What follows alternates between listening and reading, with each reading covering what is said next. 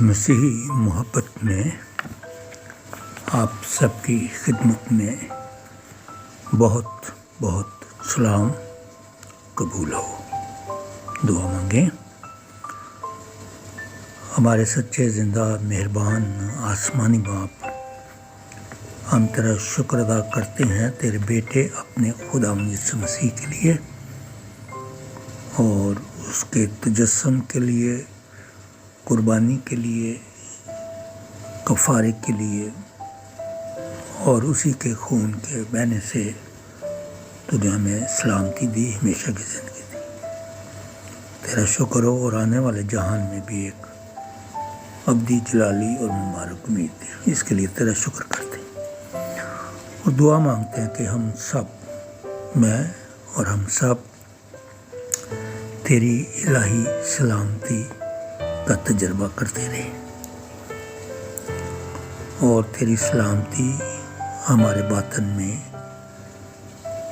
حکومت کرے، یسوع مسیح کے نام میں آمین۔ اور اب ہم دیکھیں گے کہ یسوع مسیح لا انتہا سلامتی، اس کی سلامتی کی کوئی انتہا نہیں۔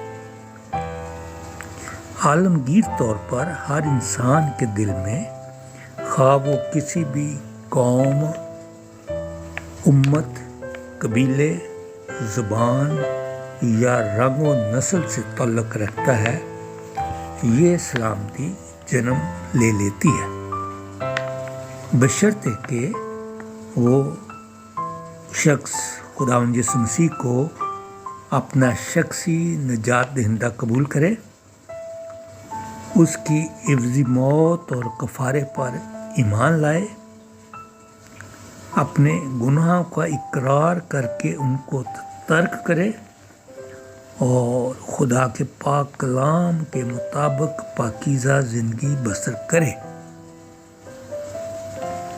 یسوع مسیح کو اپنا بادشاہ مانے اور اس کی سلامتی کو اپنے دل میں جگہ دے۔ جن دلوں میں مسیح یسوع بادشاہی کرتا ہے، وہاں پر اس کی سلامتی بھی قائم ہو جاتی ہے۔ اس طرح سے یہ سلامتی جغرافیائی، سیاسی اور لسانی حدود سے بالاتر ہو کر دنیا میں پھیلتی چلی جاتی ہے۔ اسی وجہ سے یسایہ نبی نے فرمایا کہ اس کی سلامتی کی کوئی انتہا نہ ہوگی، یعنی یہ لا انتہا سلامتی ہے اور یہ سلامتی خداوند یسوع مسیح ہی ہے جو سلامتی کا شہزادہ ہے، اور وہی مجسم سلامتی ہے اور وہی لا انتہا سلامتی ہے۔ خداوند ہم سب کو توفیق بخشے اور اپنا فضل کرے کہ اس کی سلامتی ہمارے دلوں میں راج کرے۔ خداوند آپ کو برکت بخشے، آمین۔